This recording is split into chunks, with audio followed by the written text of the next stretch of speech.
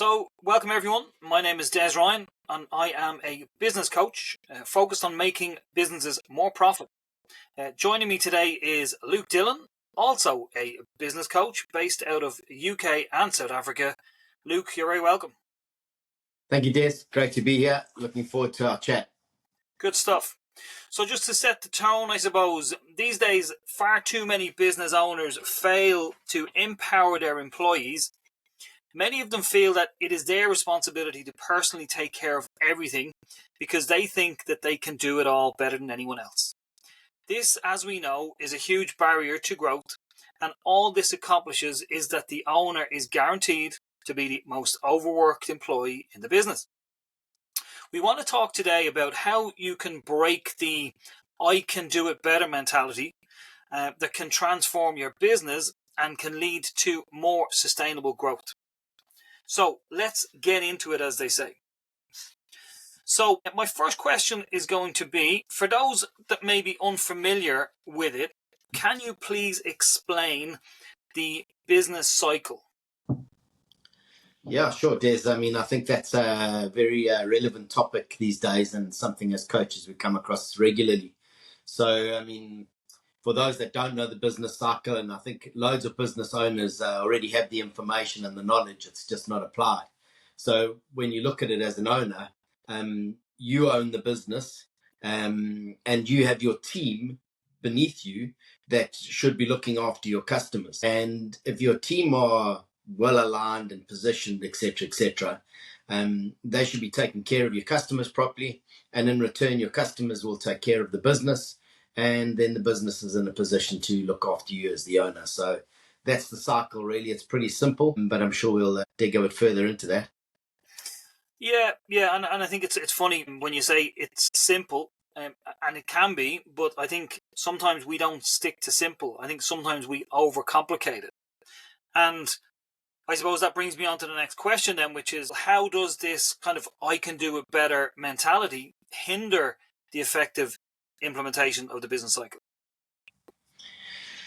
Well, I think, it's understandable. We know where it comes from, Des. I think as founders and a bit of founder syndrome, and, most entrepreneurs start, they either come through the ranks and then decide they're going to start their own business. So they, when you're starting up, you're used to doing everything yourself. It's then learning to empower your people.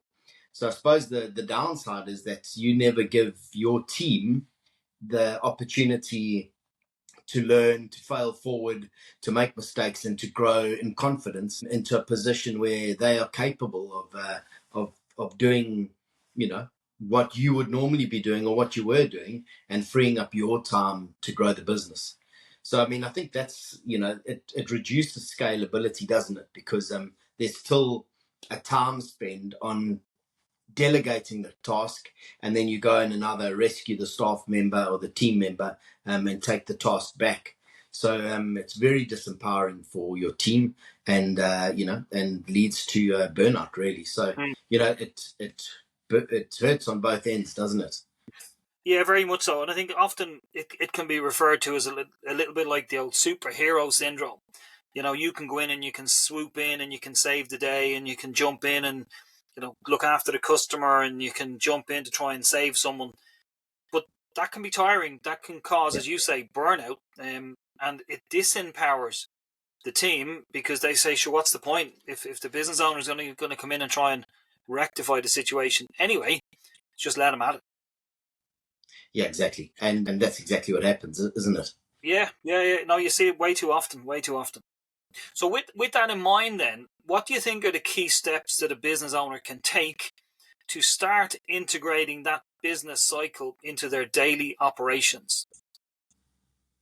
I think those key things really there, Des, are, to have a system in place where, there's sufficient training and experience given to your team to be able to step into your role. And so I think it's clarity around what's expected, and it's delegation, not abdication.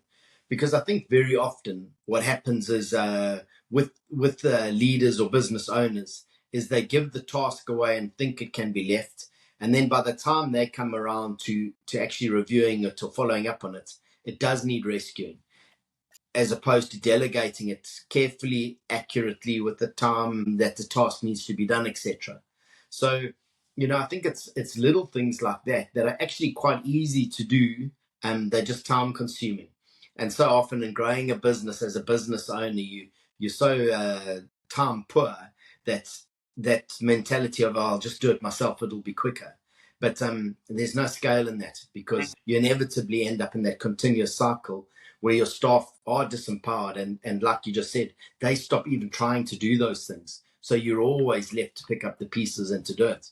And I remember years ago, I had a medical aid consultancy in South Africa, and I built that dependency myself, not knowing, never having had a coach myself at that stage. And, the directors of all the companies I dealt with, I'd built relationships with. I didn't want to hand them over to my staff.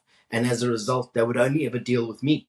So they'd call the office, and if I wasn't there, they'd then get me on my mobile or leave a message. And it just created this continual sort of anxiety, even when I wasn't in the office or trying to be on leave, that they wouldn't deal with my team. So I think sometimes that positioning is not only a delegation to your team member, but it's also a positioning with your top clients and handing them over to your team and letting them know that you have confidence in your team to look after them properly. Super. Yeah. But I think that has to start like with the whole culture in the business from the ground roots up. There has to be a level of trust across the team, and you've got to trust people, and you got to accept that sometimes people might let you down, and you got to accept that sometimes we might fail at doing things, but we got to learn from that failure and move on. We still got to have that trust to say, look, yeah, okay, they've learned, and yeah, we can do better the next time. Definitely. So just let's move on, because I want to talk about empowering the team. We mentioned kind of empowering already. So what are the most critical tools and training you believe an owner should provide to their team to, I suppose, ensure success for the business? Yeah, Des, I think the key thing always comes down to the team. If you, I always love comparing it to sports, and I know you do too. It's everyone knows when they step onto the pitch what's expected of them. There's, you take top teams, they all know what the goal is, apart from obviously winning, but how they're going to execute that plan to win. So the key is definitely alignment behind the goal and the vision for the business.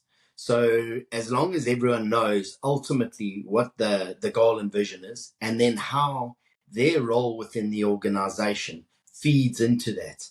And that's the critical part. Very often you'll go into an organization, as I'm sure you've experienced, where people do know what the goal is and they know what the vision is, but they actually don't quite understand how them turning up for 40 hours a week is contributing to that goal. So there's a lack of clarity around their role and responsibilities. So that's a key function of the leader, is to ensure that each team member knows where they fit in, what their roles are, and how they're contributing to that ultimate goal of the organization. So I'd say that's one of the most important things. And then secondly is communication. What's your meeting cadence? How often are you pulling your team together, looking at any obstacles in the organization? Because that's generally where the leader's stepping in, isn't it? When there's an obstacle, that's when you should step in, systemize the standard and humanize the exception. So that's when they should be coming in and saying, okay, well, what needs to be done here? I can help, I can do this, etc. So I think those are, for me, the key things. I don't know if there's anything I've missed out there or anything you can think of, but I'd say those are the primary ones that stand out for me. Yeah, absolutely. And it's interesting, I had a session this morning with a team and we spoke about vision and mission and our culture and our values. And it's about getting people on the same page. Because if you don't know what that page looks like, or we're speaking a different language, then it's very, very difficult to get people to perform as a team. And often it's those vision and mission and culture, which they're softer skills. They're kind of a softer approach, and they're often overlooked because they're not data driven and they're not profit driven and they're not revenue driven. But having everyone on the same page is just so important, and it creates that clarity. If everyone is clear on what the expectation is and what the rules are and the boundaries are, then it just makes everyone's job so much easier. So again, with that in mind, how can business owners effectively transition then from doing everything themselves to empowering their employees to take on that responsibility? I think once there are clear roles and areas of accountability for a staff member, you'll know what your delegation process is, your flow chart, so to speak. If it's those channels and understanding of customer queries, inbound sales, etc., coming into the organization, you'll know what the flow is, and your team will know what the flow is. So it becomes easier for them to channel those customer care points or contact points. So I think very clear paths there and clear paths of delegation and how everyone fits into the organization is important. And then training around that. I think very often what we see happening there is that, there's a great org chart done and the flow charts are there, but there's been no training on it. A new staff member comes in a critical role and they often break the link. And that's why I refer to that meeting cadence, because it's so important, those touch points with your team and that regularity of that. And I think it's ensuring that in each, if it's sales, it's weekly, it's your bi-weekly management catch up. It's, so I think the training program and, just continually reinforcing or, going back to how the system works is critical. And, and those meetings don't need to be long, do they? They can be pretty short. It can be a quick stand up on Monday morning or, even daily for 10 minutes.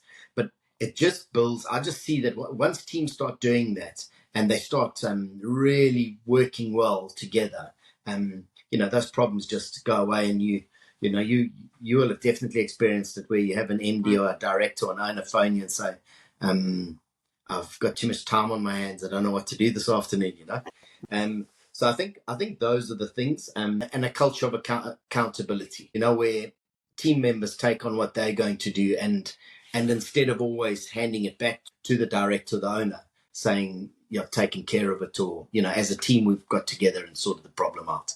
Yeah, I think one of the key things that you've mentioned there is the one word trust.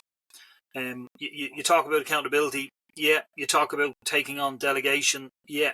But it's all based on having trust. The people who you're delegating to need to trust that you actually trust them, that they believe that you're giving them the trust. It can't just be a token kind of a measure, and vice versa. You need to be able to trust that the people you're going to give the task to will be able to deliver it for you. And that if they make a mistake, they make a mistake and you learn from that. And that's real trust. And that's sometimes where real trust shows up, is where something goes wrong and how we react to that. Because if you react wrong and suddenly jump in with the superhero complex again, then they'll never trust you again in the future. Yeah, you're so right, Des. And I think, we visited that recently in an organization where the levels of psychological safety were so low.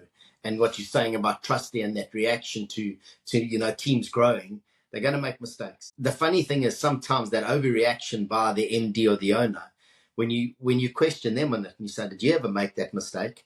And they'll own up to it. You're like, so why the overreaction?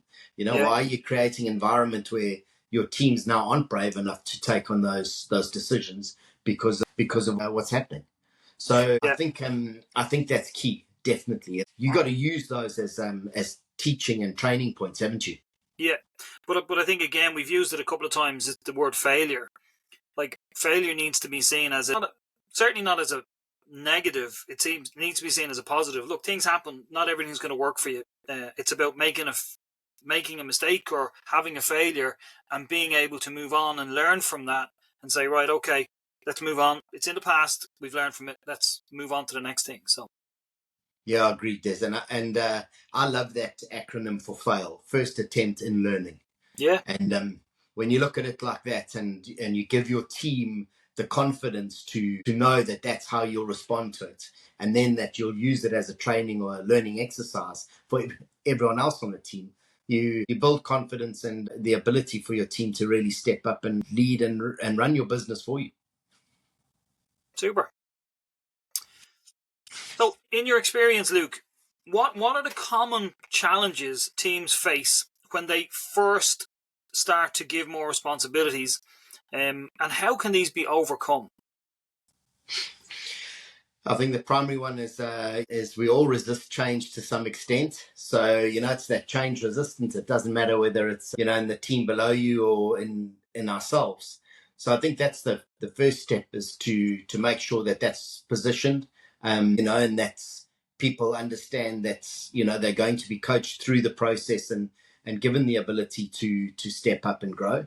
And I think because there will be a lack of confidence if people haven't been put in that position before. So, and I think that's where the training comes in, and the team sessions, and looking at things like the 5 dysfunctions, which you touched on a lot of those points there. There's, giving the team the confidence to be authentic and real and say, hey, I need help. I'm not managing here, or I don't understand that process, or I am a little bit fearful. So, and that can be coached, whether you use the pairing system and pair your inexperienced people with your more experienced, there's always an opportunity to coach people through that. And regular training, so like a weekly review. What did we get right? What did we get wrong? What are we going to keep doing? What are we going to stop doing? And that all fits into the communication that we chatted about. Yeah, absolutely. And I think you mentioned there the change cycle. It is a cycle, and people understand what goes through, and there is a little bit of fear at the start, and people kind of get used to it and then excel in it. The lack of confidence for me is huge, and it's often the biggest thing to overcome, because it's innate in people, and sometimes confidence is a self thing. People have to have the self confidence. You can't give someone confidence. You can give them training, you can give them development, but then people have to understand that this is my opportunity, but they've got to develop that self confidence. And the last thing then is on expectations, which you mentioned, and clarity. Again, that word clarity, being really, really clear on what those expectations are, and how to achieve the best results. So yeah, some great learnings in there. Yeah, agreed. So I want to talk about enhancing customer loyalty and business growth. And I suppose it's slightly different take on what we've been covering. But why do customers leave a business? And how can we keep them from leaving? How do we keep them longer? What can we do? I think the customer cycle will vary from business to business, but the key reasons, and I mean, most business owners will have a good idea of why they're losing customers, Des. But obviously, we none of us live forever, so there's going to be some natural attrition. People move on average, every few years. So if they relocate and you don't have a business that that allows people to continue buying your services or your products online, then you're going to lose them. They've been approached or bought by one of your competitors, and it might be a price or service decision. They're buying from friend or family, which often happens. Certainly in certain sectors like property or insurance and those type of things, where you just you can't stand up against family often, and so you'll lose them. But I think often it's just indifference, or it's poor communication. So, customer retention is, or your touch points. Have you got a 90-day touch point with your customers? And, have you, are you keeping in touch with them, and how are you keeping an eye on the market? It's uncanny really how often you speak to business owners and you ask them, what's your market map looking like? And, they give you a blank stare back. Well, what is that? So, well, who are your competitors? Who are your suppliers? Are you totally dependent on one or two suppliers? If they went out of business, what would you do? And, is there new competition coming into the market in your area, or are you eating market share? And I don't think businesses, especially SMEs, do enough of that work to really see where they're at. And then they're suddenly surprised when they lose a big client. So if you've got a client that's more than 25% of your revenue, you're really in a position where you need to do some careful analysis, I believe, because that's generally the profit portion in a lot of businesses that size. So I'd say those are the key areas why they might be losing customers.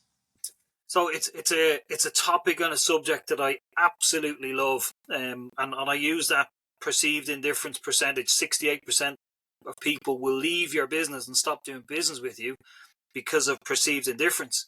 And when people ask me, well, what does that actually mean? That means they think the perceived part of it, you don't care.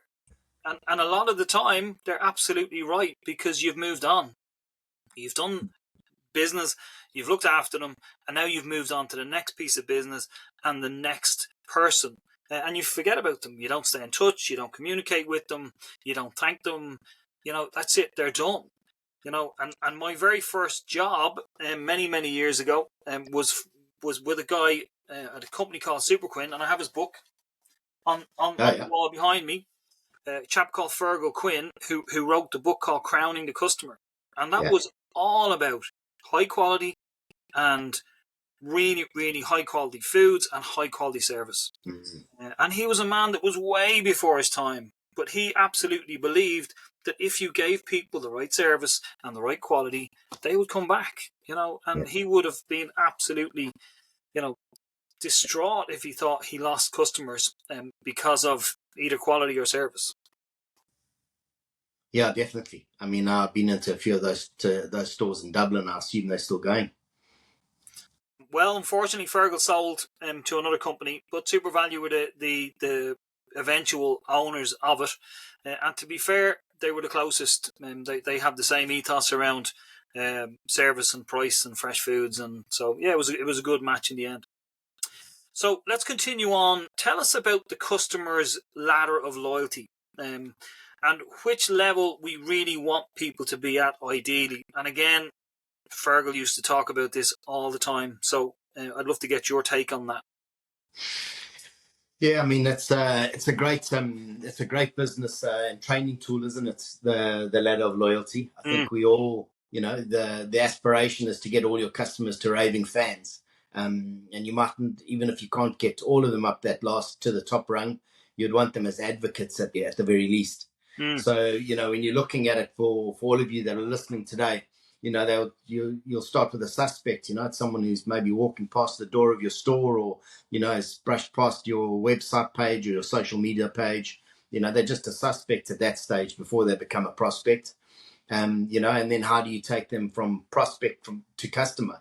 What process are you using there? What are your contact points? And once they're a customer, how are you making them feel appreciated enough and wanted enough and seen enough to move them from customer to a member, where maybe they're on a membership program, or they're a regular customer and they only really shop with you.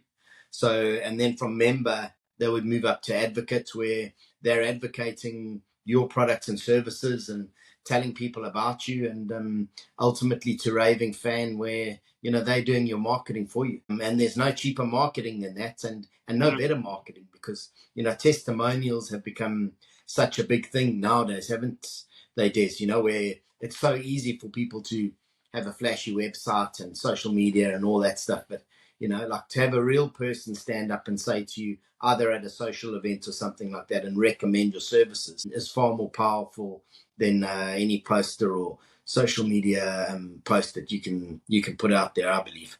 Yeah, but I think a lot of businesses don't get this. A lot of businesses kind of get shoppers and they get customers, and they tend not to go any higher. They don't have a members program or a VIP club, or they certainly don't. Very few of them talk about advocates and raving fans. And I think that's one thing, as I said, Fergal used to talk about all the time. Like, how do we create raving fans? Because as you say, they do your selling for you. They're the ones who will tell their neighbours, and they'll tell their families and their friends, God, you got to go there. It's amazing.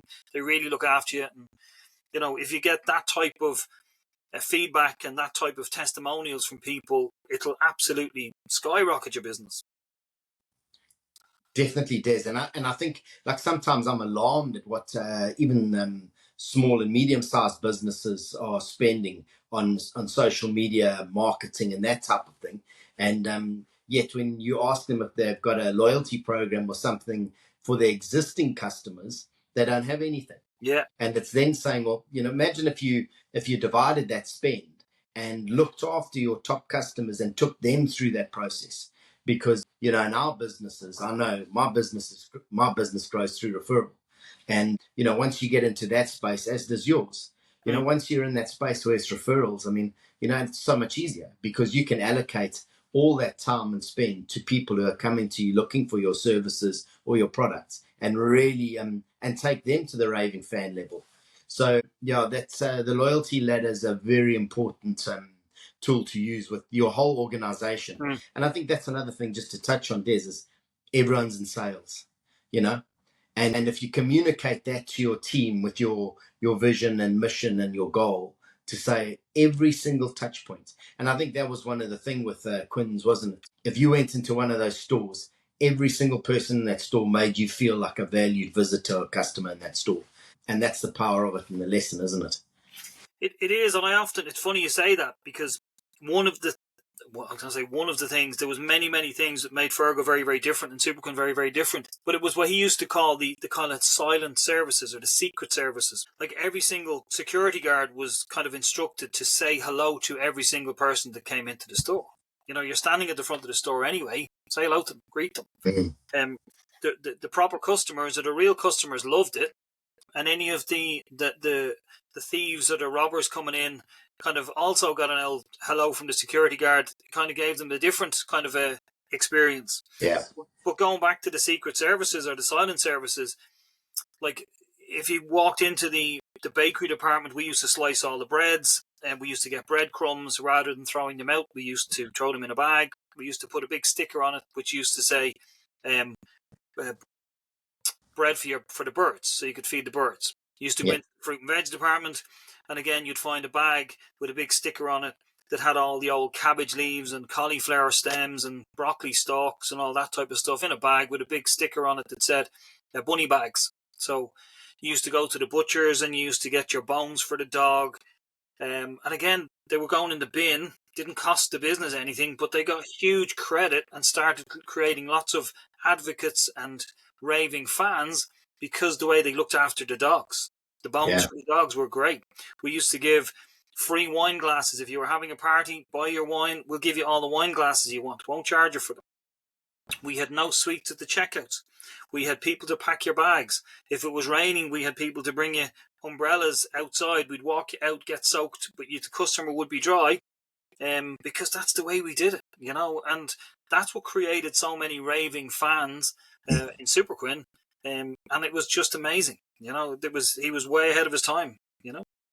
Yeah, definitely. And I think when there's that level of customer engagement, I mean, they become far happier places to work, don't they, Des? You know, when you think that everyone's driven, you know, did I do my best today for my customer? You know, then we're all aligned. But we spoke about it earlier on. Every single person was on the same page. Everybody had real clarity on what the expectation was. We had to give the best service because that's who we were. Yeah. Yeah, my mum lived in Dublin for the last 20 years of her life, Des. I mean, that was the only place she ever wanted to shop was Superquinn. There you go. No, it works most definitely. And like you say, you know, like from a simple thing to a greeting. You know, you walk into some stores, you feel like you're in the security queue at Heathrow. It's so unfriendly. It's like, you know, you sort of have a look at it and you think, like, you guys are definitely missing something. I don't feel valued, wanted, or appreciated. And no one wants to look up from their desk to say, can I help? And being nice and being courteous costs absolutely nothing. Yeah. Simple training. So I have one last question for you. So we've spoken about, you know, the business cycle, and we've spoken about the customer loyalty, but how does a well executed business cycle lead to increased customer loyalty and indeed increased business growth? Well, I think, you know, when you increase customer loyalty, I mean, if you're in that process and the service cycle is good and your touch points are good, everyone's, you know, singing off the same hymn sheet, your customers get used to that level of service and consistency, which makes it easy for them to shop with you because they know the experience is going to be the same. And ultimately, we're all relatively lazy. You know, you're going to go and do the easiest thing or go to where you know, which is why franchises work, isn't it? You know, so if you can deliver that level of service and show people that they're valued and it's easy for them to continue giving you repeat business, I think that straight away starts that momentum.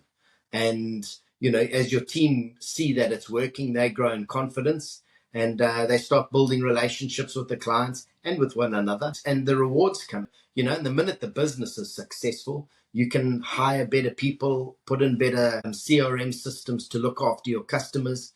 And it's just an ongoing snowball effect, isn't it, Des? You know, like businesses that are shrinking, the first thing they cut is marketing spend generally. Yeah. And, you know, it's a downhill chase to the bottom, really. Whereas, you know, when there's that positive energy going into your business and good customer service and growth, you're able to almost keep improving it. Well, I suppose it's that whole kind of concept around success breeds success, you know, and it creates a new. We talk about the business cycle, but we talk about another kind of like a success cycle. You know, it just keeps getting bigger and bigger and bigger because we're celebrating the successes and we're winning and winning and winning. And I just think that it makes it adds huge value to the business if we can create that kind of success cycle. Definitely does. And I think it's, you know, there can be easy steps. You know, if you're a business owner and you're thinking, well, you're listening today, you know, what's my first step? What can I do next? I'd say just simple scripts. Make sure that you've got a simple script for when your customers phone, when they walk in, how they greeted, you know, your sales team standing up when a customer walk, you know, they're such little things to change and implement and train. You can laminate them and stick them up everywhere so they're clearly visible, you know. And then what's the next iteration of that training process? Okay, like, do your customers know all your products, and are your salespeople sharing that with them? Yeah. And it's funny, you're aware of the kind of marginal gains concept. Sometimes it's about those 1%. You know, what is it we can do 1% better across 3 or 4 or 10 different areas of the business that's going to have an absolutely massive effect on the overall performance of the business? It doesn't have to be huge. It doesn't have to be extraordinary. But all added together, they make an extraordinary change to the business. Definitely does. And you know, as simple as, like we were saying, a script, or, you know, have you phoned the customer back to see if they had a look at the quote we sent them? You know, it's unbelievable how often I ask for quotes from businesses. They send you a quote, no one ever phones to say, did you get it? Were you happy? Did you like it? Could we have the business? You know, you just never hear another word from them, and it's I find it absolutely bizarre. Yeah, and you mentioned earlier on about, look, it can be simple. Absolutely. But most systems are simple. The problem is we just don't stick to them. Because the owner rescues or steps in and can do it better, faster, quicker. It's ending that cycle and doing the training. But as you say, the incremental improvements in each area, suddenly you've got a business that's instead of having, you know, standard 3% growth or no growth, are sitting on 15, 20%. Just with those small measurables, it's there. Good stuff. Well, Luke, what an incredible discussion. Thank you so much for your time and your valuable insights. And we appreciate your expertise in the area that we've discussed today. To our audience, we really hope that you found this discussion as enlightening as we both did. I think that's fair to say. If you have any questions, visit our website at www.4leafperformance.com. Thank you for watching, and please subscribe to our channel if you want more content like this. So, Luke, thanks a million. Thanks very much. Great chat. Look talk forward to to you seeing soon. you again. Cheerio.